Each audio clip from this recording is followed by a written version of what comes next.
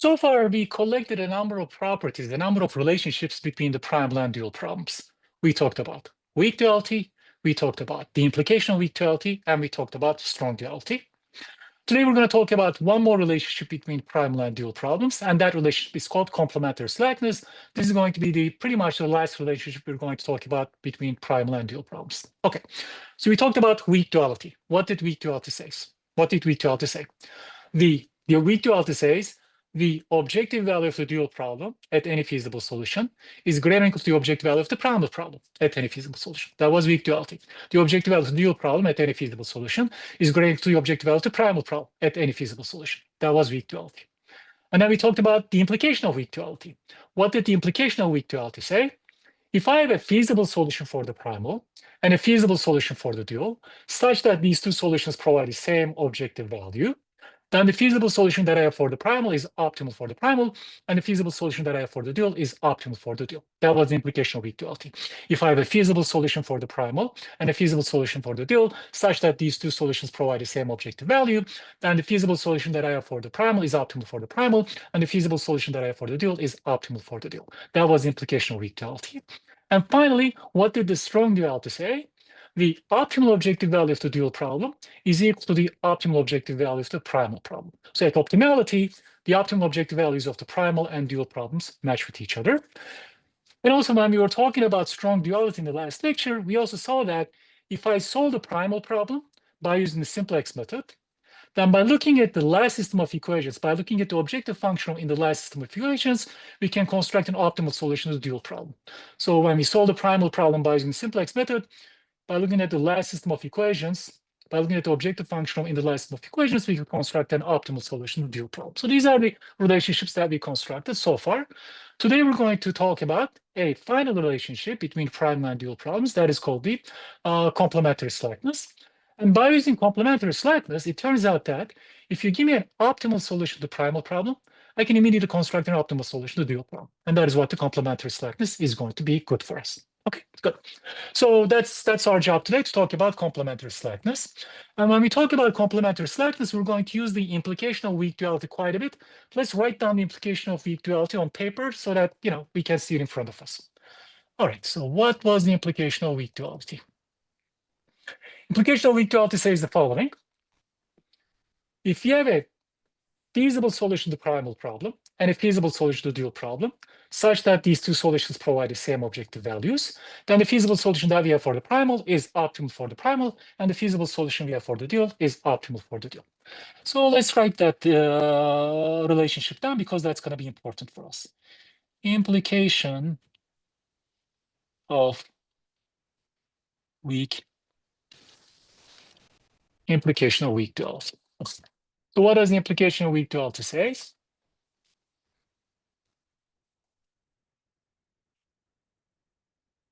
Let's say we have a feasible solution for the primal and a feasible solution for the dual,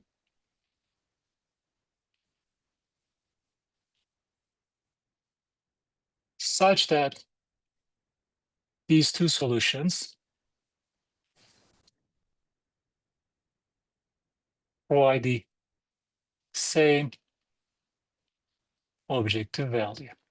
Then the feasible solution we have for the primal is optimal for the primal, and the feasible solution we have for the dual is optimal for the dual. Then the feasible solution we have for the primal is optimal for the primal, and the feasible solution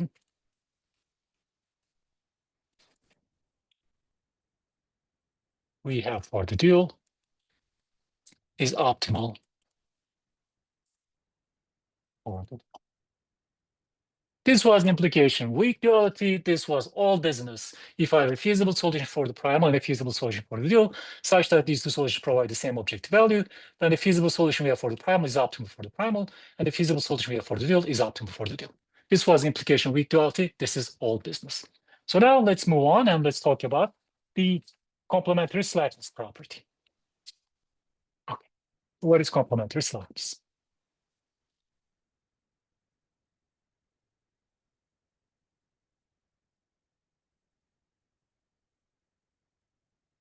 Complementary slackness. We're going to see complementary slackness on an example. So let's take a primal and dual problem pair. So let's say our primal problem looks like this: maximize 5x1 plus 3x2 minus x3, subject to two constraints: 3x1 plus 2x2 plus x3 is less than or equal to 9, and 4x1 plus x2 minus x3 is less than or equal to 3, and our decision variables in the primal problem are non-negative. Let's write the corresponding dual problem. In order to do that, let's associate the dual variables y1 and y2 with these constraints. So now the dual problem becomes a minimization problem. 9y1 plus 3y2 is the objective function of the dual problem. There we go. Okay. And let's write down the constraints in our dual problem. We're going to go like this to write down the constraints in the dual problem. 3y1 plus 4y2 is greater than or equal to 5. It's the first constraint in the dual problem. 2y1 plus y2 is greater than or equal to 3, second constraint in the dual problem. And y1 minus y2 is greater than minus 1, third constraint in the dual problem. And our dual decision variables y's are non-negative as well. Great. So that's a primal and dual problem pair. Let's also write the same primal and dual problem pair by using the slack variables. Just have them in front of our face. Let's write down the primal problem with the slack variables for the constraints. I'm going to use a slack of W1 for the first constraint, W2 for the second constraint. So the first constraint is going to be 3x1 plus 2x2 minus plus x3 plus W1 equals 9. 4x1 plus x2 minus x3 plus W2 equals 3. 4x1 plus x2 minus x3 plus W2 equals 3. And all of our primal decision variables and the primal slacks are non-negative. So that's our primal problem with the slacks in it. So let's write the dual problem with the slacks in it. Same objective function, 9y1 plus 3y2. So now the constraint is greater than or equal to constraint of the dual problem. So if I want to write this constraint as an equality constraint, I'm going to put the slack to the right-hand side, non-negative slack to the right-hand side, so that I can express this constraint as an equality constraint. So then the first problem with the slack variable dual slack z1, the first constraint in the dual problem with the slack variable z1 is going to take the form 3y1 plus 4y2 minus z1 equals 5.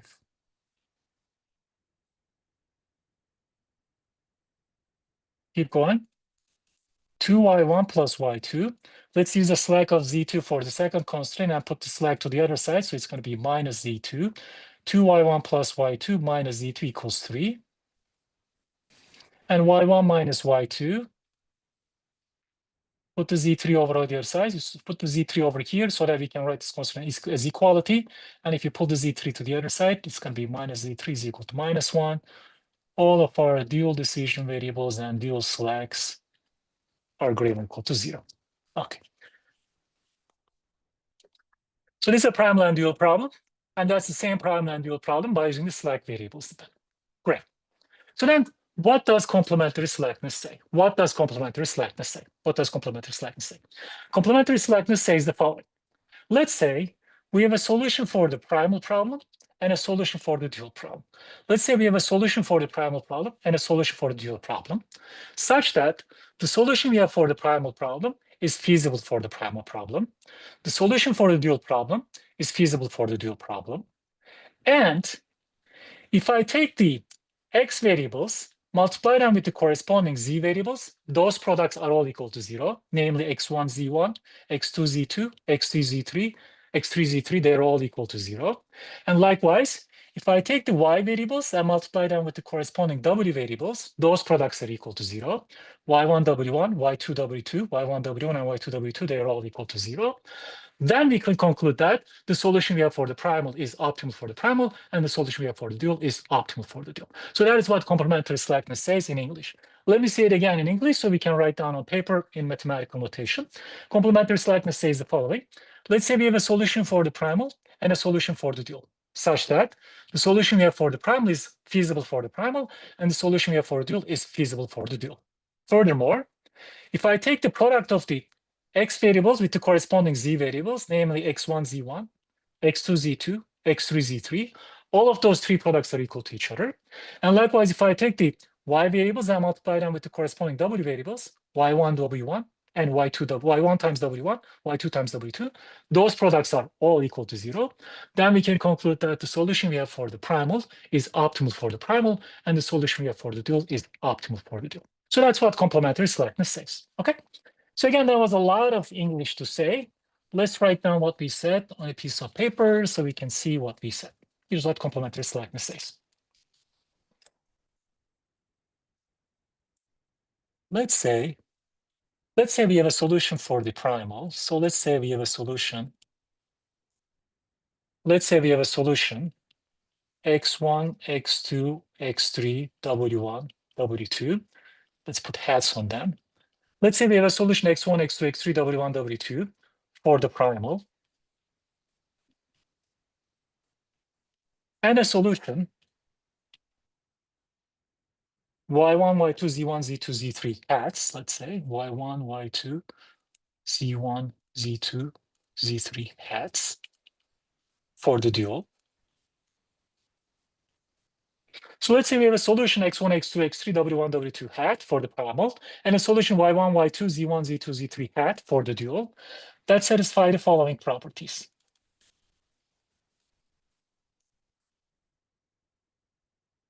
Following properties.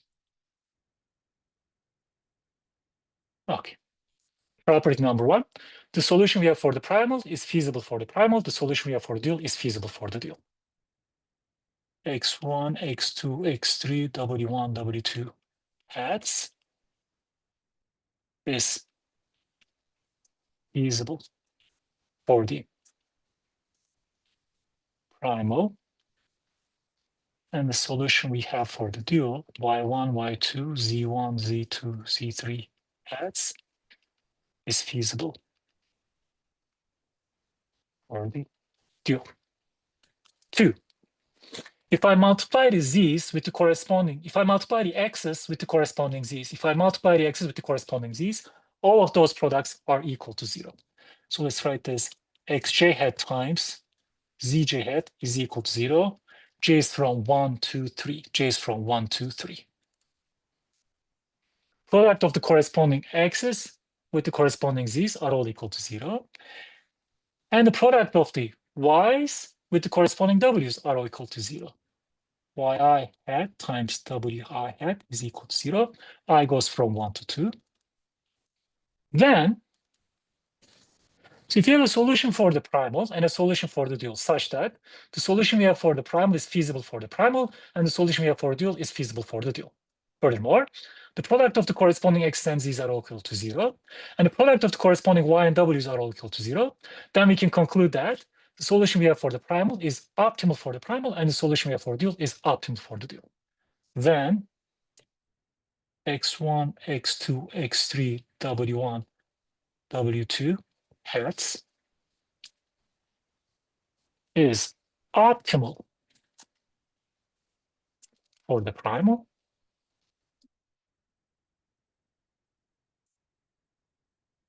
and the solution, and let's say eliminate my solution, and y1, y2, z1, z2, z3 hat is optimal for the dual.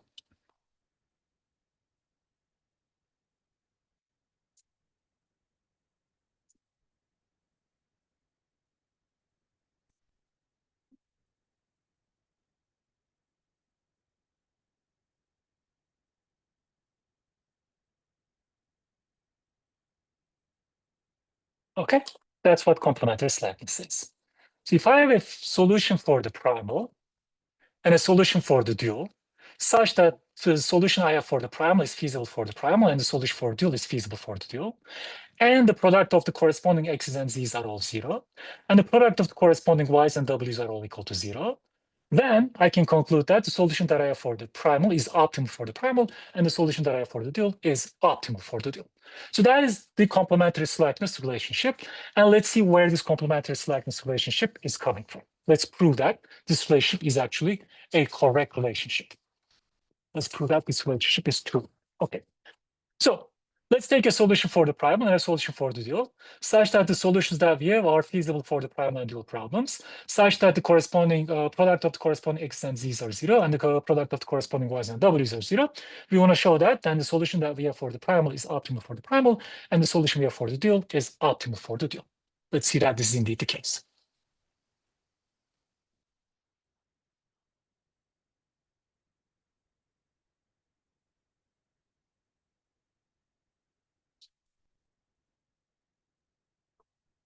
Okay, great.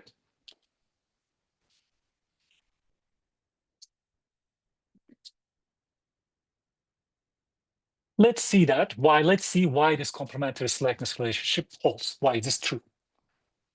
Let x1, x2, x3, w1, w2 hat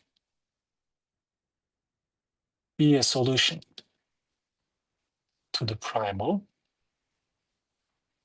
and y1, y2, z1, z2, z3 hat be a solution to the dual.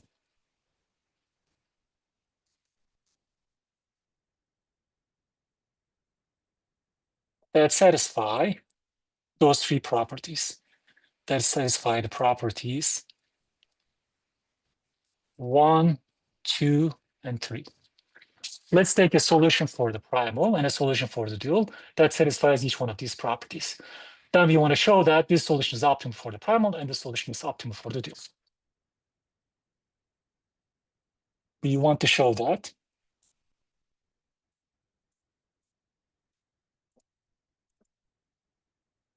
x1, x2, x3, w1, w2 hat is optimal for the primal,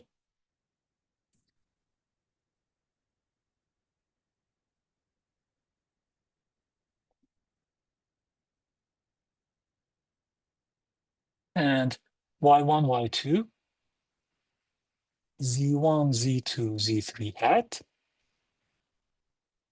is optimal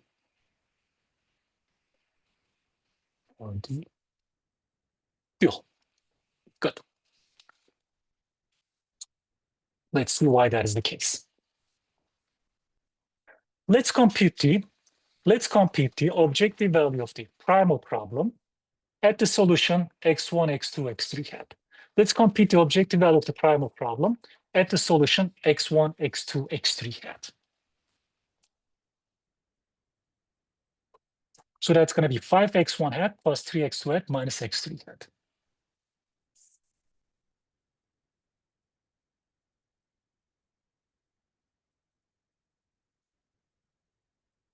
Good.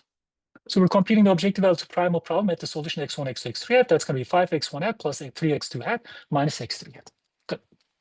So then the solutions that I have satisfies the properties 1, 2, 3, which means that the solution y1, y2, z1, z2, z3 hat is feasible for the dual problem. The solution y1, y2, z1, z2, z3 hat is feasible for the dual, which means that 5 is equal to 3y1 plus 4y2 minus z1 hat. So I'm going to write this 5 as 3y1 hat plus 4y2 hat minus z1 hat. So the solutions that I have, since the solutions that I have satisfy property 1, which means that y1, y2, z1, z2, z3 is feasible for the dual. If y1, y2, z1, z2, z3 is feasible for the dual, then 5 is equal to 3y1 hat plus 4y2 hat minus z1 hat. So I'm going to write this 5 as 3y1 hat plus 4y2 hat minus z1 hat.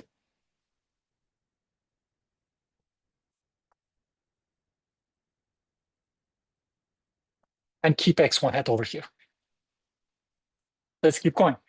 And likewise, the solutions that I have satisfies properties 1, 2, 3. Since they satisfy property 1, again, y1, y2, z1, z2, z3 is feasible for the dual. So that means that it's going to satisfy y1, y2, z1, z2, z3 is going to satisfy the second constraint in the dual. So I can write this 3, I can write this 3 as 2y1 hat plus y2 hat minus z2 hat. So let's write this tree as 2y1 hat plus y2 hat minus z2 hat. Okay, we wrote this 3 plus times x2 hat. Do not forget that x2 hat. And lastly, again, since the solution that I have for the dual satisfying property 1, it's feasible for the dual problem, so it satisfies the third constraint. So we're going to write this minus 1 as, y1 hat minus y2 hat minus z3 hat.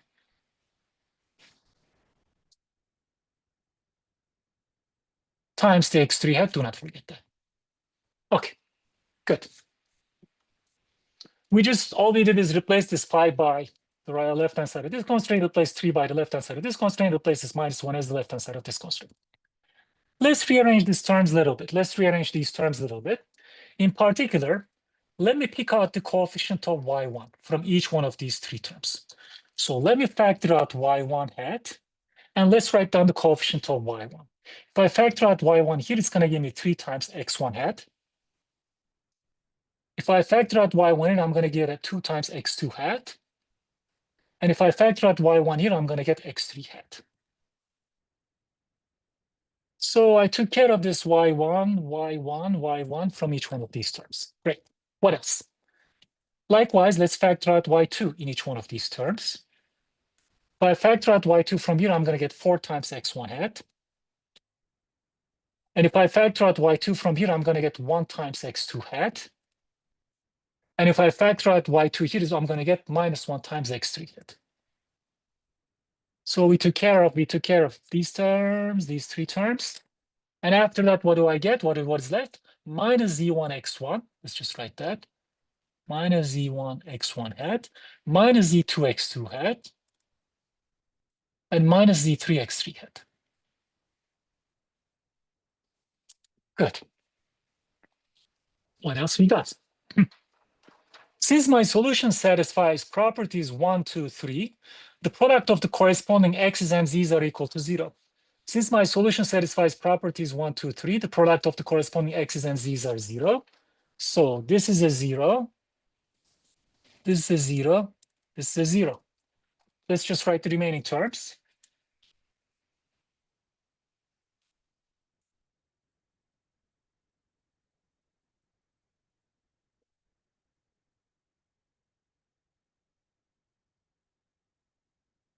Good.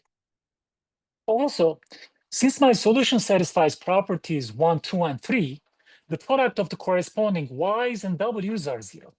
So y1 times w1 is equal to y1 hat times w1 is 0, y2 hat w2 hat is 0. So then to this expression, to the right-hand side, let me just add y1 times w1 hat and y2 times w2 hat, because those are 0 terms. Adding zeros are completely harmless. So let's add zeros to the right-hand side of this equality. y1 hat times w1 hat, y2 hat times w hat, because both of these guys are equal to 0. Since my solution satisfies the third property, and by the third property, the product of the corresponding y's and w's are 0. So this is 0, 0, this is 0. So I just added a 0 to the right-hand side. It's completely harmless. I didn't change anything. And lastly, let's again collect all the coefficients of y1 hat. y1 hat. Let's write this full coefficient of y1 hat. And there's a w1 hat coefficient for y1 hat. Let me also put this in there. And let me also write the coefficients of y2 hat. This was the coefficient of y2 hat for x1 hat, x2 hat, minus x3 hat. And y2 hat also has a coefficient of w2 here. Let's also add w2 hat here. Good. And the solutions that I start with satisfies properties 1, 2, and 3. Namely, by property 1, x1, x2, x3, w1, w2 hat is feasible for the primal problem. x1, x2, x3, w1, w2 hat is feasible for the primal problem. So it satisfies the constraints of the primal problem. So then this 3x1 plus 2x2 plus x3 plus w1 hat is exactly equal to 9. So this is a 9.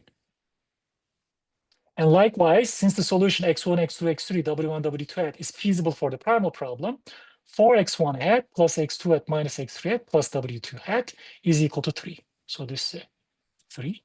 So then this thing is this whole computation is 9y1 hat plus 3y2 hat.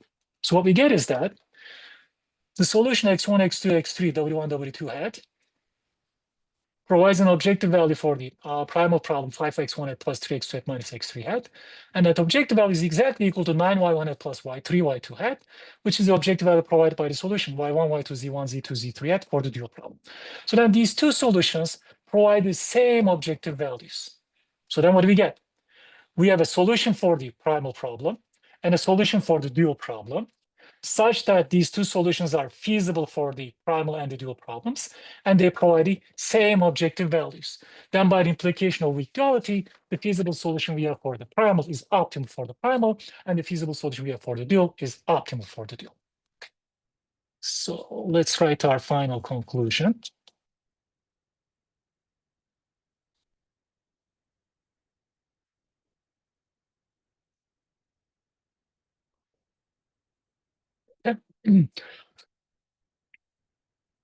Let's say because this solution and this solution satisfies property 1, this solution is feasible for the primal, this solution is feasible for the dual. So then I have a feasible solution for the primal and a feasible solution for the dual, such that they provide the same objective values. Then by implication of weak duality, the solution that I have for the primal is optimal for the primal, and the solution that I have for the dual is optimal for the dual. Because the solutions x1, x2, x3, w1, w2 hat, and y1, y2, z1, z2, z3 hat satisfy property 1, they are feasible for the primal and dual problems. Thus, we have a feasible solution for the primal problem and a feasible solution for the dual problem, such that they provide the same objective value. Then the feasible solution we have for the primal has to be optimal for the primal, and the feasible solution for the dual has to be optimal for the dual. Thus, we have a feasible solution x1, x2, x3, w1, w2 hat for the primal, and a feasible solution y1, y2, z1, z2, z3 hat for the dual, such that these solutions provide the same objective value.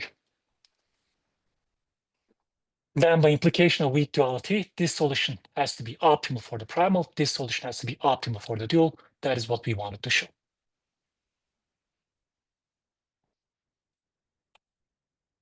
Then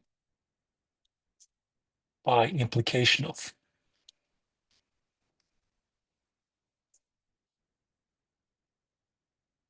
weak duality, x1, x2, x3, w1, w2 hat is optimal for the primal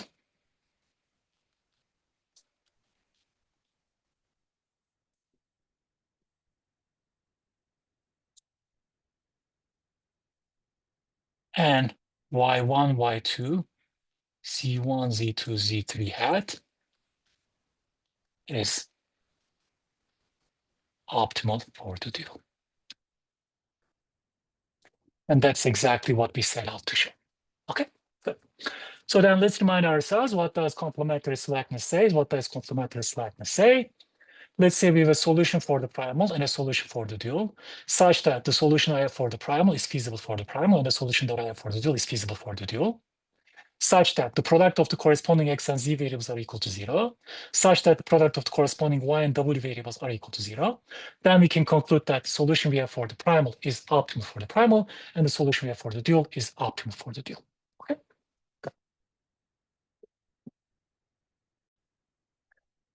So the next question that we ask ourselves is, what is complementary slackness good for? What does it do for us? It turns out by using complementary slackness, if you give me an optimal solution to the primal problem, I can construct an optimal solution to the dual problem. So that's what complementary slackness is good for. So what is complementary slackness?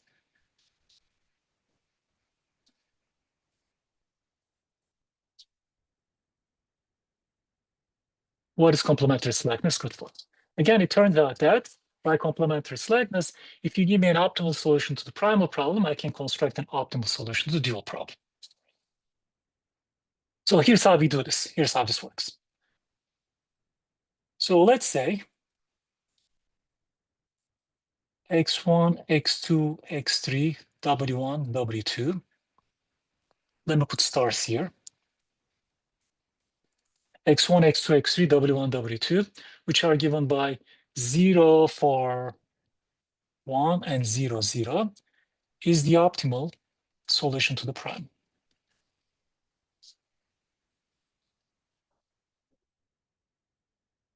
Okay. So let's say we solve the primal, and the optimal solution came out to be x1 is equal to 0, x3 is equal to 4, x3 is equal to 1, z1, w1, w2 are equal to 0. So that's the optimal solution to the prime. The optimal solution to the prime is x1 is equal to 0, x2 is equal to 4, x3 is equal to 1, w1 equals 0, w2 is equal to 0. And we ask ourselves, what is the optimal solution to the dual?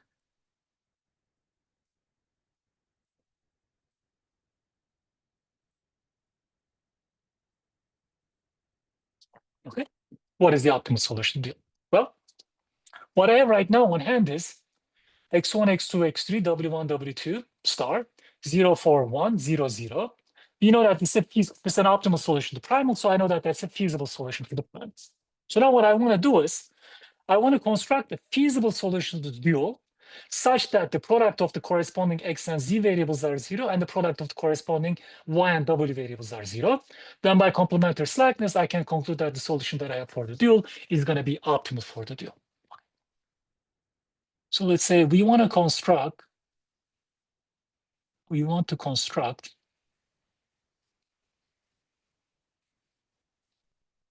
a solution y1, y2, z1, z2, z3 star. We want to construct a solution y1, y2,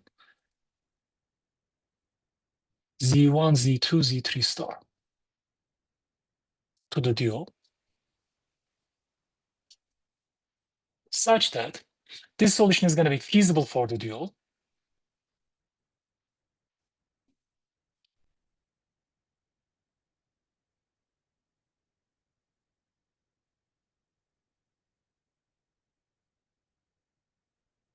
and the product of the corresponding x and z variables and the product of the corresponding y and w variables are 0. You want to construct a solution to the dual such that the solution is feasible for the dual, and the product of the corresponding x and z variables, x1, z1 star, is equal to 0, x2, z2 star is equal to 0, x3, z3 star is equal to 0, and y1, w1 star multiplied equals 0. Product of y2 and w2 star is equal to 0. In that case, I would have a feasible solution to the in that case, I would have a solution to the primal and a solution for the dual, such that the solution for the primal is feasible for the primal, the solution for the dual is feasible for the dual, and the product of the corresponding x and z's and the product of the corresponding y's and w's are 0. So the solution that I have for the dual then has to be optimal for the dual. Okay. So now what we want to do is we want to construct a solution for the dual such that the solution for the dual is feasible for the dual, and the product of the corresponding x's and z's are all 0, and the product of the corresponding y's and w's are 0. Good. So now here's what we want. So let's write it more clearly. We want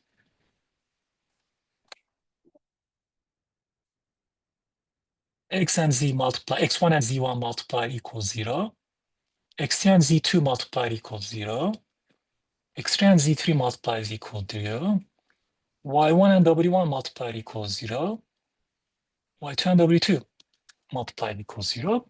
And furthermore, I want this solution to be feasible for the dual. Let's get the constraints of my dual problem. Let's get the constraints of my dual problem.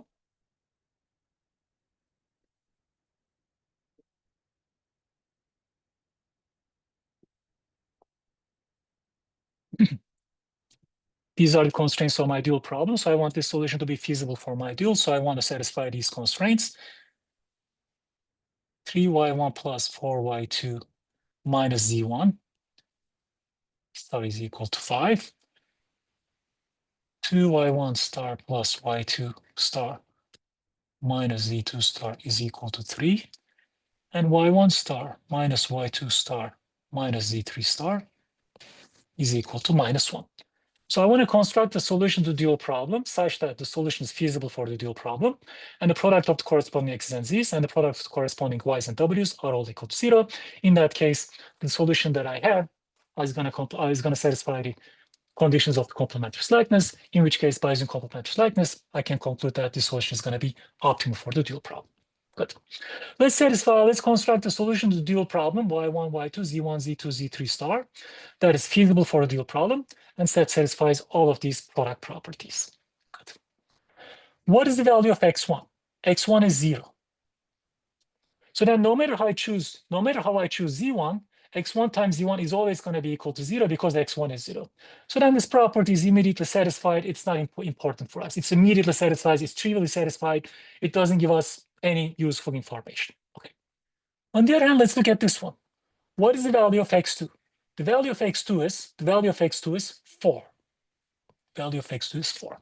So if I want to make sure that x2 times z2 is equal to 0, I got to choose x2 to be 0. Okay. So I want the product of x2 and z2 star to be equal to 0. x2 is equal to 4. If I want product of x2 and z2 to be 0, I have to choose z2 to be 0. Okay. What is x3? x3 is equal to 1. If I want the product of x3 star and z3 star to be equal to 0, x3 star is equal to 1, then I have to choose z3 to be 0. Good. What is w1? w1 is equal to 0. So then no matter how I choose y1 times w1 is always going to be 0. So this equation doesn't give me any useful information. This is going to be trivially satisfied. What is w2? w2 is equal to 0. Since w2 is equal to 0, no matter how I choose y2 times w2 is always going to be 0. This, again, equality doesn't provide me any useful information. But from these two equalities, I see that we need to set z2 to be 0 and z3 to be 0. So then we need to set z2 to be 0, z3 to be 0. Okay?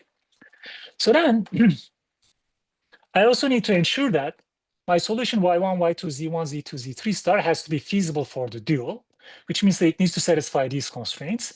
But we also know that z2 and z3 has to be set to 0, so they're gone. So now I have 3 equations, 1, 2, 3, and 3 unknowns, y1, y2, and z1. So I can solve these 3 equations for these 3 unknowns, then I'll be done with it. So now let's solve these 3 equations for these 3 unknowns. So I have the first equation, 3y1 star plus 4y2 star minus z1 star is equal to 5. 2y1 star plus y2 star, z2 star is gone, is equal to 3. And y1 star minus y2 star, z3 star is gone, is equal to minus 5. So let's solve these 3 equations for 3 unknowns and we'll be done. I'm going to add the last 2 equations. If you add the last equations, y2 star minus y2 star, they're going to cancel. So we're going to end up with 3y1 star equals 2. So y1 star is going to be equal to 2 over 3. Great.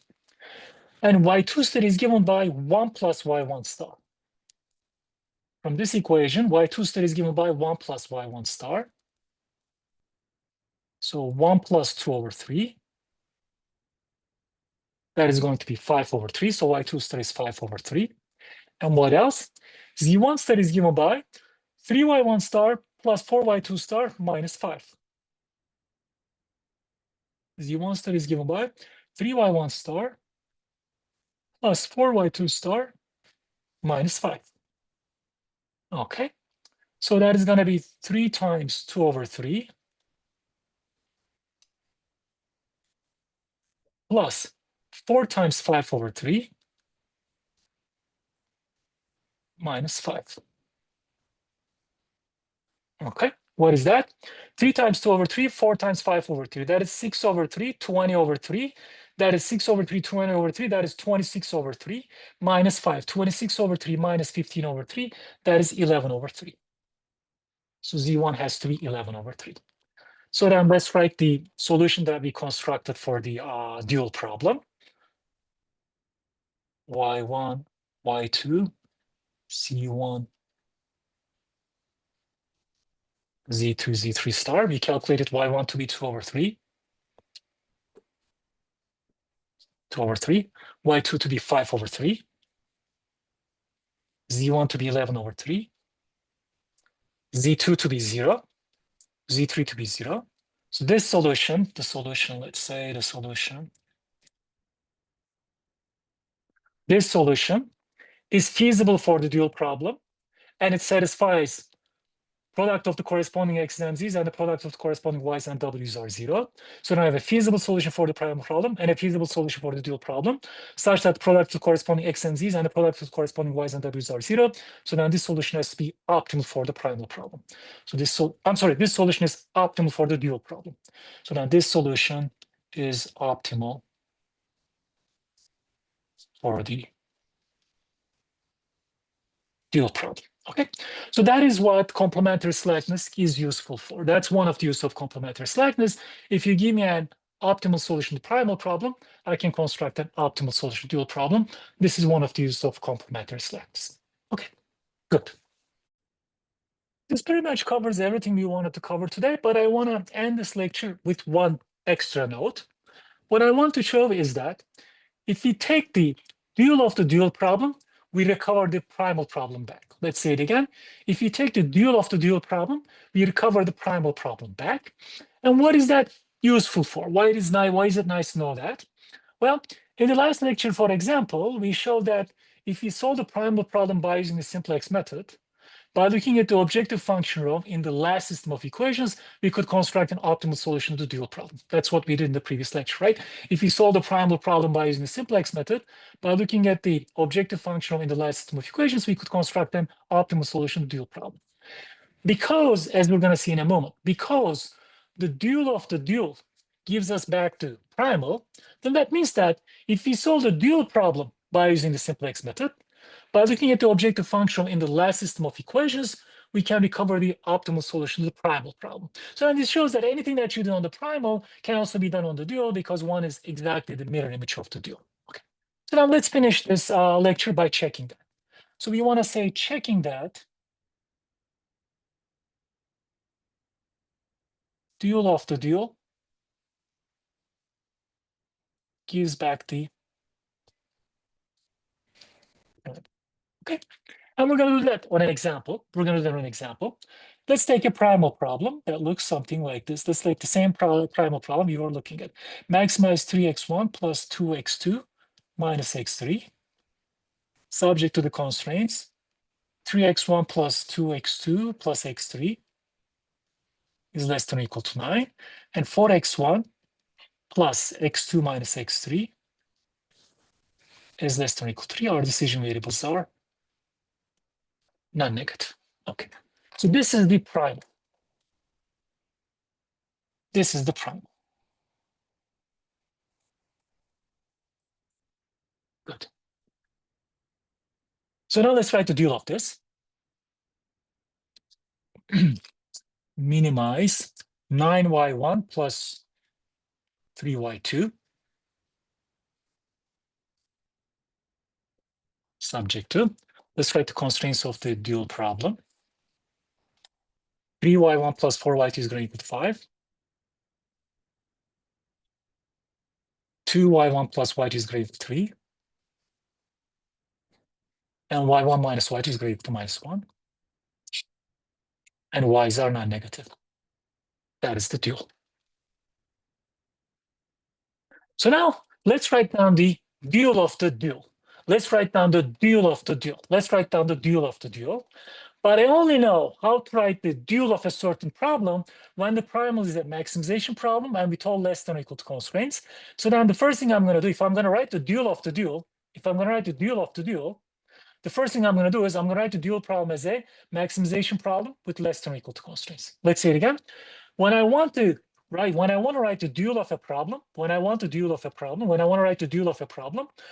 I know I can only deal with the case when the original problem is a maximization problem with all less than or equal to constraints. When I want to write the dual of a problem, I know how to deal with the case when the original problem is a maximization problem with less than or equal to constraints. When I want to write the dual of a problem, I can only do that when the original problem is a maximization problem with less than or equal to constraints. So if I want to write the dual of the dual, let's turn this dual problem into a maximization problem, all with less than or equal to constraints. So let's write down the dual problem as a maximization problem. Let's write down the dual problem as a maximization problem with all less than or equal to constraints. So originally is a min. If I want to write it as a maximization problem, minimizing this objective function is the same as maximizing the negative of the same objective function.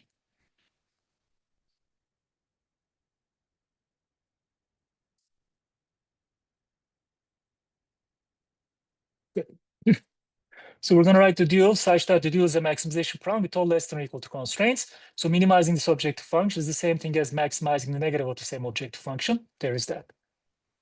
We want to write all these constraints as less than or equal to constraints, multiply both sides of all these constraints by -1 so that we can express all these inequality constraints as less than or equal to constraints.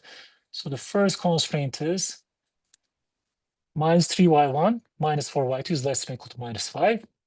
-2y1 minus y2 is less than or equal to -3. Minus y1 plus y2 is less than or equal to +1. These three constraints are exactly equivalent to these constraints. One is multiplied by -1 on both sides. So these three constraints are exactly equivalent to these three constraints. And minimizing this objective function is the same thing as maximizing the negative of the same objective function. So these two problems are 100% equivalent to each other. These two problems are 100% equivalent to each other. So y1, y2 is greater than or equal to 0. So then this is still our dual problem. This is still our dual problem. So now we're going to write the dual of the dual. If I want to write the dual of this problem, let's associate some decision variables. Let's associate some decision variables. We can call them still x1, x2, x3. That's fine. So now I want to write the dual of this dual. Let's do that. So the dual of this problem is going to be a minimization problem. The objective function of that problem is going to be -5x1 minus 3x2 plus x3.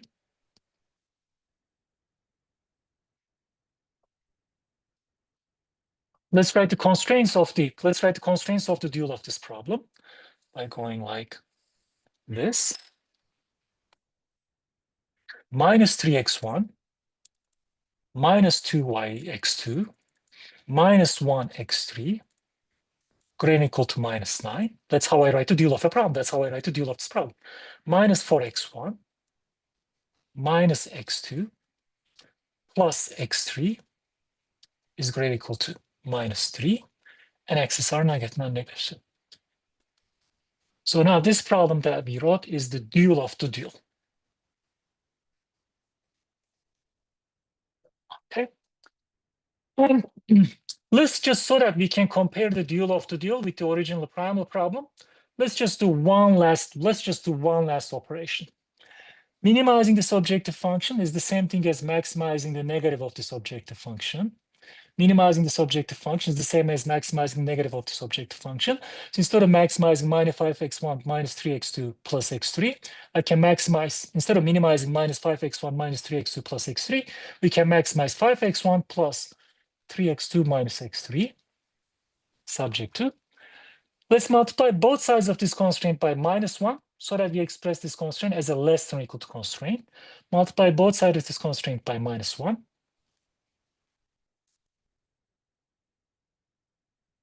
Likewise, let's multiply both sides of this constraint by -1, so that we express this constraint as less than or equal to constraint.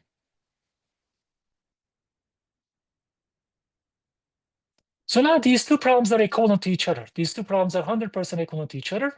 Minimizing this objective is the same thing as maximizing the negative of that objective. And these two constraints are equivalent to these two constraints. One is multiplied by -1. And keep your decision variables. So this problem is still the dual of the dual. So this problem is still the dual of the dual. And as we see, the dual of the dual is exactly the primal problem that we started with. Okay, so if you take the dual of the dual, we recover the primal problem back. So that means that